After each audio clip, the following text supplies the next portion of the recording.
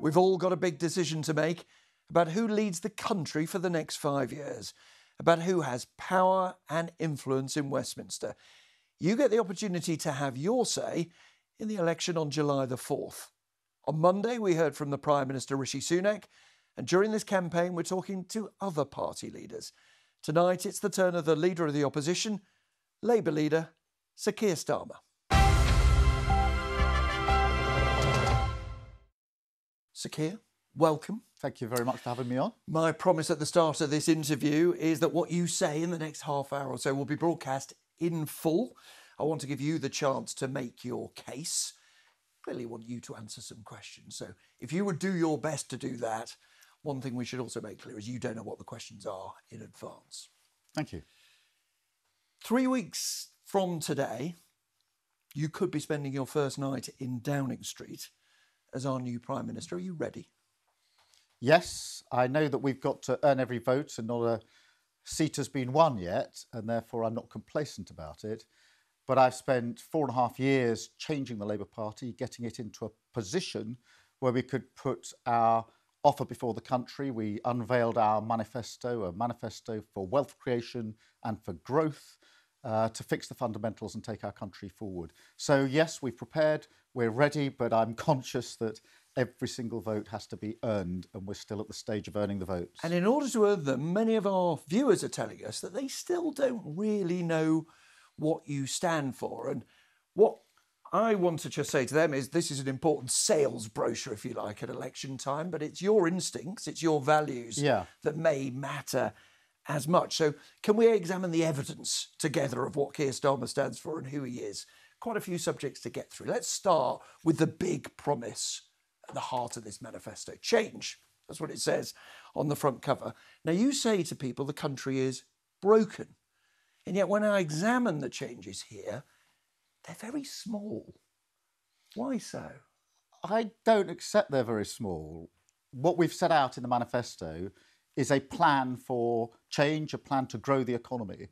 I think that amongst the biggest problems of the last 14 years has been that the economy has been flat. We haven't grown the economy, and therefore we haven't had the money to put into our public services, which are crumbling, and we haven't been able to raise living standards. So we have to have a plan for growth. This is a bold plan for growth, and it's got within it tough things we're going to have to do, like changing the planning regulations, like having a national wealth fund, like having a new industrial strategy, a new skills strategy, and making sure that we set up enterprises like GB Energy, a publicly owned energy company. You were very clear when you launched this that you hadn't got a magic wand to solve the country's problems overnight, and you've stressed, as you just have, that growth is the key to everything. We'll talk some more, I promise you, about growth. Let me tell you what I meant by small, though. You see, in this manifesto, there's a promise on schools, for example. You say Labour will recruit an extra 6,500 teachers. How many extra teachers per school is that over 5 years? Well, I haven't broken it down per school, to be perfectly honest, Nick. One extra teacher for every 3 schools it's over 5 years. That's a third of a teacher per school. Two things I'd say about that. Firstly, that is set out in the manifesto very clearly as a first step, a down payment. One of the steps that I hope that we'll be taking literally on day one in government, starting down that recruitment. The second thing is the particular problem that we're aiming this at is the lack of teachers in specific subjects in secondary school. So to give you an example, we don't have enough maths teachers in our state secondary schools. So people watching this who've got children in state secondary schools will know that, or be familiar with the supply teacher, the PE teacher teaching maths. We have to fix that. And that's what the 6,500 teachers is about. It's a first step. It's billed as a first step. A small first step. It's described as tiny by some of the independent experts. Let me give you another example if I can. Just on that. If a child doesn't have a maths teacher at the time they need it... Oh, it's a big deal for them. Understood. Well, it's not a one-year problem, a 2-year problem, a budgeting problem. That will live with them for the rest of their lives because they may not be able to go on to do A-levels. Apprenticeships are hard to get if you haven't got maths. So it is it is a very meaningful change for the children that need it. Meaningful, but relatively small. Let me give you another example, the NHS. Big sounding promise, 2 million extra NHS appointments a year. There were around 150 million appointments last year. So 2 million extra isn't very much. And Let me just illustrate that in terms of the budget of the NHS. Big numbers, hard to grasp. So what I've got in here is the NHS budget, 100 pennies to illustrate them. Let's do that. There's the NHS budget. So how much more is Sir Keir Starmer promising? There we are. Not even 1 penny. It's not even 1% of the budget that you're adding. It's a small promise. Well, again, it's a first step. It's a down payment. It's 40,000 extra appointments and operations each and every week. So that means operating theatres, operating weekends and evenings. 40,000 extra a week. That's 2 million a year. And that means that we can get that waiting list down, which is the best part of 8 million. Providing you don't use all that money for paying off the doctors, you see. You've said you'll sort the doctors strike. You might have the doctors, you've got mental health, you've got GPs, A&E. That could take up that 1p that I put down there, the 1%. Nick, that is specifically for these 40,000 appointments. And we've set up the model that we want to operate. And I do push back on this idea that it doesn't really make much difference. If you're on a waiting list right now watching this programme, it makes a huge difference if you can get off that waiting list. I have no end of people coming up to me saying, I've been on a waiting list 12 months, I've been told it's going to be another 18 months. That is physically uncomfortable for people. They're often in pain. It also means in many cases they can't get back into the labour market. So again, it's a first step. If you don't spend the money on other things, you see, and the problem that you have, you'll know, it was all over the front pages of the newspapers on the day after your manifesto launch, which is the independent experts, the people that we respect about the public finances, say, look, Keir Starmer would have more money. He's actually going to have less money because baked into the Treasury's figures that you and the Labour Party have accepted, are £18 billion of cuts. That's about 10% of the NHS budget. That's a third of all schools in England would close. You're not being open with people about that, are you? Well, look, two things there, Nick. Firstly, on the NHS, we've set out the first steps, which is the 40,000 appointments. But we've also made it clear in the manifesto that we want to reform the NHS, that we want to make sure that we move to a preventative model where we are catching issues and diseases and scanning much, much earlier, where we're intervening earlier, making much more use of technology. And to give an example, AI working with a radiologist is 6 times better at scanning early for cancer. That's hugely important. But what about that 18 billion, you see? Do you accept the figure exists? Will you say now that Labour under Sir Keir Starmer will not cut the courts, the prisons, the roads, council budgets and so on? Well, as far as public services are concerned, obviously I ran one for 5 years, the Crown Prosecution Service. I believe in our public services and I want to see them properly run and properly funded. Sure, that's but fundamental to me. Firstly, there'll be a cash injection straight away into our police, into our hospitals, into our schools, our first step. So that's the first thing that we will do. We will also carry out reform. I know from running a public service that, yes, you can put more money in the top and you get a slightly better product. But if you want a really better service, then you've got to reform. And we will have to do public service reform. I'm hearing that. And forgive me, I think the viewers will say, the question was, will there be cuts in other areas? And the independent experts say there will be cuts in other areas unless you borrow more or tax more or grow the economy incredibly fast. So are you saying there will be cuts or not? Well, Nick, firstly, we're not going back to austerity. I ran a public service during austerity. I know what that feels like. I know the damage that it did. And that's been the legacy of the last 14 years. So we're not going to go to austerity. But secondly, I do want to take on this challenge that you rightly put to me in relation to tax and spend, because the assumption of those that are saying these are the forecasts is that we cannot do any better than we've done in the last 14 years. That, in other words, it's impossible to grow the economy and therefore you're going to have to tax more. Back to your magic wand, aren't you? It's always, when you're asked a tough question, you go, I've got a magic wand, it's called growth. No, it's not a wand, it's a plan. That's the complete difference. Our manifesto that we launched is the culmination of 4 years' work working with business partners, working with others about what is the change. So I say to every sector, what is inhibiting the growth that you need? And they say to me, let's take big infrastructure projects. Planning. We can't get our roads, our rail, all of our projects are massively over budget and overdue because of planning. Well, industrial let's ask you a question about then so I'm clear then. Sorry, let's not go through a list. Let's deal with one at a time. Planning. Let's ask you that. Are you saying now, because I need to get the economy growing, what I will do is say to someone who's objecting to electricity pylons going across the field near their house, sorry, they've got to be built, we've got to get the economy moving. If you're worried about a huge new housing development, sorry, that has got to be built. Are you prepared to make enemies to make the economy grow? Yes. We're going to have to be tough. We're going to have to change the way things are done. I'll give you one short example. I won't take long, but it makes my point. I spoke to the CEO of an energy company, say, how long would it take you to put a wind turbine farm up? He said, I could do it in 2 years. He said, you wouldn't get any power out of it for 13 years because I'd lose 5 years to planning, another 6 or 7 years before the grid connected. We cannot go on like that. Let me give you another example, if I tough could. Decisions. Sorry to rush you, but there's quite a lot to get through. Are you willing to make enemies on Brexit? Any business, big business will say to you, if you want to grow the economy, get rid of those barriers, or at least minimise those barriers. Now, to do it, you're going to have to look at people who voted leave and say, look, I'm sorry, we need to get closer to the EU to grow our economy. Well, Nick, we obviously had a referendum on this. I campaigned to remain, I voted to remain, but the vote was to leave. We've left, and we're not going back into membership of the EU. You're not that keen on growth. The single market, No, the but you're customs not that union. keen on growth, then. Well, 2 or 3 things about that, Nick. The first is, I do think we can do better than the botched deal that we got under Boris Johnson. I think every business thinks that. So if there are businesses that are watching this, yes, I hear what you say about the barriers to trade, and we are going to do something about that. But the second thing, and I think this is important, is if you look at the problems for growth over the last 14 years, they were there, or many of them were there, before Brexit. So the idea that the sort of single silver bullet is simply the relationship with the EU is not something I accept. But you're willing to planning, take people on. Industrial strategy, skills, Understood. these are all issues that are there, have been there, and we need to grapple with. We are inevitably going to move on to tax in just a second.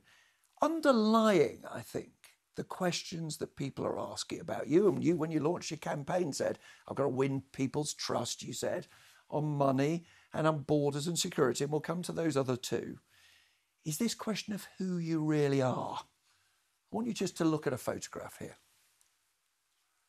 Sometimes this is who you are. You know, there's Tony Blair, there's Keir Starmer. Spot the difference. Yeah, and well, Tony hasn't got his tie done up. And the last election, yes, and it is looking a bit more ruffled. At the last election, let's have a look at how you looked. There you are with Jeremy Corbyn. Now, you said to voters this week, when you had said that he would make a brilliant Prime Minister, when you said you were 100% behind him, when you said he was your friend, you effectively said to us, I didn't really mean it. I had to say it because I wanted to get Labour MPs elected. Isn't the problem you've got, if you didn't mean what you said then, how do we know that you mean what you say now? Well, Nick, what I said was I didn't think we would win the last election in 2019. I don't think many people did. I'd be surprised if you yourself did. I remember the sense of foreboding when Parliament went up for that election, the sense that we were never going to win this election. But your Shadow Chancellor, Rachel Reeves, she didn't say make a brilliant Prime Minister. She didn't even serve him. No, there are lots of very good Labour MPs who just said, I don't agree with this guy. I'm not going to allow things out of my mouth that I don't believe. Yeah, Nick, look, people took different positions. I accept that. In 2016, I decided I would serve in the shadow cabinet because I thought that it was very important that we had an effective front bench on the question of Brexit, which dominated those years, 2016 to 2019. I thought that almost irrespective of the leadership of the Labour Party, this was going to frame the country for many years to come. And it was important to be on the front bench. Here's now, another reason, other colleagues took a different approach. I accept that. But here's another I reason thought it was important to be there. 2 Keir Starmer manifestos. There's this week's, and here is the one you ran to be leader under. They couldn't be more different. I mean, let's take this issue of tax that people are raising. Here you talk about economic justice. You talk about a core principle. You say, I'm in favour of increasing income tax for the top 5% of earners. This is no new taxes. This is, yes, new taxes. People are not sure what you really stand for. Well, I took a decision, Nick, that we had to change the Labour Party and drag it closer to the country. And I did that having thought long and hard about the last 4 elections, because we lost in 2010, 2015, 2017, 2019. And I took the view that that was because we had drifted too far from working people, our central purpose. We had drifted to a place where we were essentially looking and feeling like a party that was looking down on people across the country, and we got very badly beaten in 2019. I think the underlying question is, did you mean it when you said it? Do you mean what you're saying now? Well, I think people know that you can change your mind. They know times change. Well, I have changed my mind. And the reason for that is, having reflected politically on those 4 losses in a row, I took the decision that we needed to change the Labour Party and drag it closer to the country. Let's talk about what you do say in this. Nick, what I would also say this. I think that it's very important that we've got to a position now. We are very firmly saying country first, party second, and that has to dictate decisions. So let's talk about tax, can we, in this document? Yeah, but just I'll give you a chance to talk about it. I'll finish just this point, and then, of course. So when I look at anything that was said or done before by me or anybody else, the prism or the test I put it through now is it truly country first, party second? If the answer to that is yes, then off we go in the manifesto. If the answer is no, then we're not doing it. Because Understood. I think our party got too far from the country and from working people, and I've put it back where I think it should always have been. I ask you because I've covered politics for an awfully long time. What people say in their manifestos is only a tiny part of what they end up doing, because events change. We have to look at your instincts, what you really believe. So let me ask you this.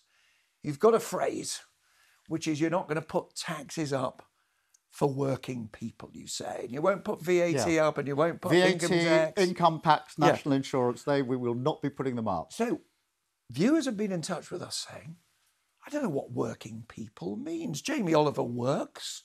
Is he a working man? Victoria Beckham? What about the boss of Tesco? They all work. They're all very well paid. They're arguably very rich.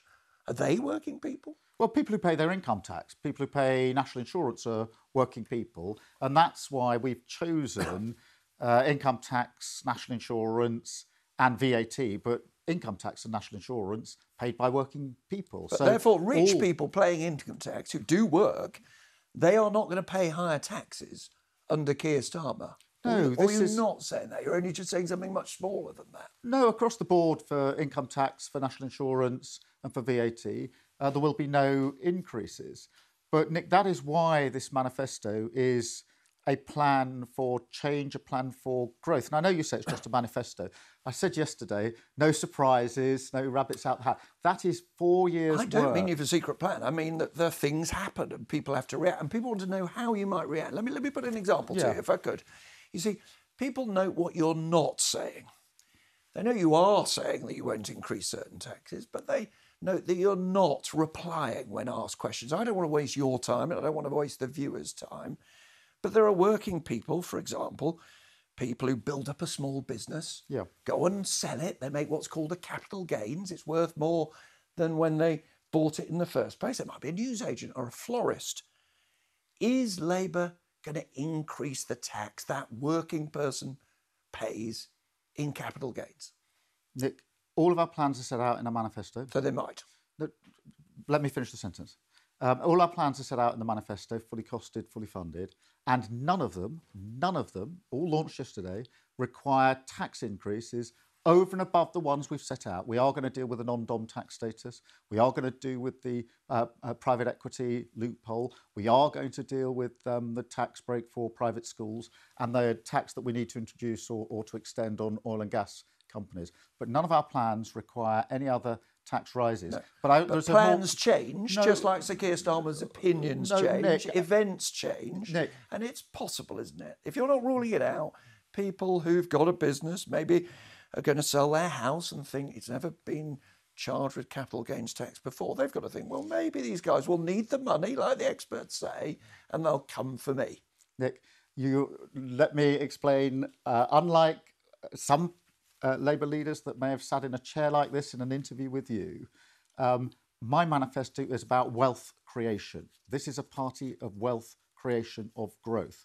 And therefore, this boxing in that everybody is trying to do, particularly in recent days, that the only levers available to a Labour government or Labour Prime Minister is to sort of put up tax or pull down spending. I reject that. There is Understood. Growth is the lever that I intend to pull. That's why this plan is so carefully thought through. Just want to ask you one more on this. You said something that caught people's attention the other day. You said you wouldn't use private healthcare, even if somebody was in real need.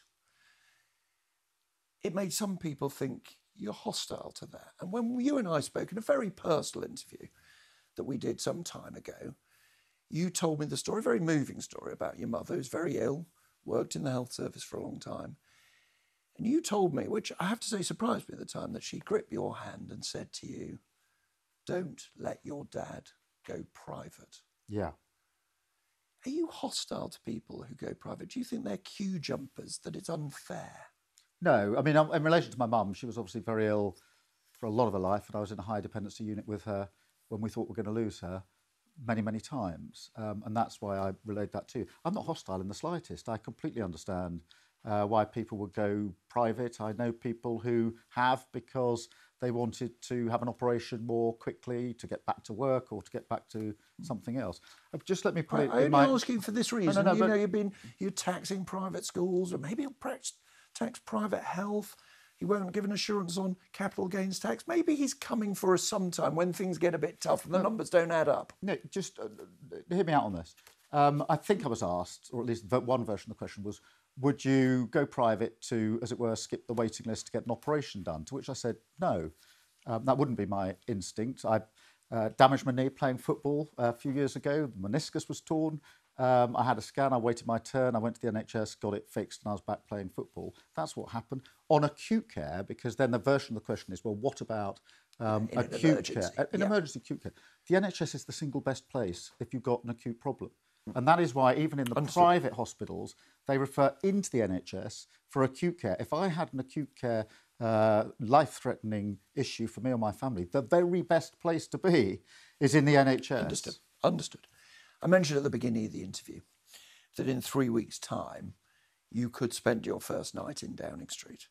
It's possible that you will get a call on that night, a call perhaps from the White House, asking you to join military action for an unforeseen crisis. I asked you if you were ready at the top. Are you ready to act like your predecessors, Tony Blair, Margaret Thatcher perhaps, to use British military power and to project that abroad?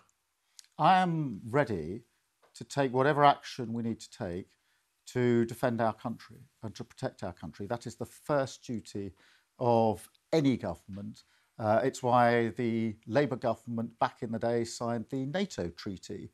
It's why the Labour government back in the day was the first to go down the road of nuclear deterrent.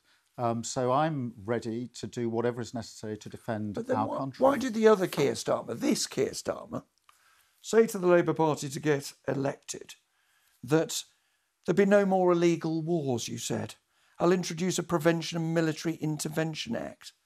That doesn't sound like a Keir Starmer who's willing to take military action. It's worth reading precisely what I said. I said we wouldn't be taking military action if there wasn't a sound legal basis for it. Well, that's absolutely right. That's why all governments now publish their legal advice. And it wouldn't be fair to put our armed forces in a position where they're risking their lives when we had not been assured ourselves that it was legal. The second thing I said is that we'd have to have an absolutely clear aim and outcome. So that is actually to codify what David Cameron actually did, which was to say, these are the basics, and we need the approval of Parliament if it's sustained for those basics. No, you didn't say, but it's on the record that you opposed the Iraq war. That's pretty well to codify the current situation. Understood. You didn't say, but it's only fair to say that you marched against the Iraq war. You were clear where you were. There are some of your supporters, some people will no doubt be voting for you, who hope, particularly if Donald Trump's elected, and of course that's nothing to do with you, whether he is or he isn't, you know what they hope for? They want you to be like Hugh Grant in the movie. They want a Love Actually moment. Are you prepared to stand alongside an American president and publicly say, no, Mr. President? Well, I'll deal with each situation as it arises. We don't simply do what any other country asks us to do. Every case has to be looked at on its merits. That is a very special relationship. It'll always be a special relationship with the US, whoever is the president. Obviously, it'll be up to the American people to decide who that is. And we and I, if we're elected into government, will deal with whoever is president of the United States. What other topic? You've done money. We've talked about security. We haven't talked about borders. No time to do it in detail. I simply want to ask you again, if you'll forgive me, about this. You see, in this, the Keir Starmer manifesto from 2019, it says, we need to defend migrants' rights and argue for free movement in the EU. Doesn't that tell you whose side you're really on when it comes to the debate about migration? Well, let's take free movement. That was part and parcel of our membership of the EU. We've left the EU. Freedom of movement is over. And there's no case for bringing it You back. argued for it after Brexit. I said as we were negotiating the exit from the EU, but that's done. We're out. We're not going back, and therefore we're not having freedom of movement. What we need is fair rules, robust rules, properly applied, so that we can have the managed immigration that we need for our economy, but not lose control, which is the position under this government. We've got record numbers at the moment because we haven't got the skills. The question was using a phrase you used in a speech. Yeah, but the most powerful question in politics, you said once, whose side are you on? And people think when they hear that, oh, I know whose side he's on. He's not on the side of us. I'm on the side of working people. And I took the decision that after 4 election losses, there's a lot of analysis of the 2019 election loss, and I get that. But people forget the Labour Party had lost 4 elections in a row. We'd drifted too far from working people. And Nick, then I came into politics in 2015. By the time I was leader of the Labour Party, I'd been through 3 elections we'd lost. I then got thumped in Hartlepool about a year after I took over as leader. And I learned from experience, draw on experience. And my analysis was this party is too far from the country, and I'm prepared to do whatever change I need to do to put it in the right place. And that's what I've done with a steely determination. And I'm not going to apologise for that. Well, indeed, let me ask you then to address a voter who's still got to worry, OK? Because you said there were people to persuade. What do you say to a voter who wonders if they can really trust a man who says he's changed from the Brexit-hating, tax-raising, industry nationalising, Corbyn praising, self-declared socialist? I went to work in Northern Ireland and I said I would, with others, change the police service of Northern Ireland to make sure that it gained the confidence of both communities. So I said what I would do and I changed it. I then led the Crown Prosecution Service. I said I would change it to make sure that it better protected victims, particularly in sexual cases. I said I'd do it, I did it. I came in and led the Labour Party. I said I would change it to put it back in a position to win elections. And over 4.5 years, I've done it with a steely determination. So every time I've said, gone into a leadership role and said, this is what I'm going to do, I then delivered it. So I stand on my record, and I have done this for a purpose, which is to ensure the Labour Party can win an election, bring about the change that's needed for millions of people in this country. Sir Keir Starmer, thank you for talking to me. Next week, we'll hear from the leader of Reform and the co-leader of the Greens.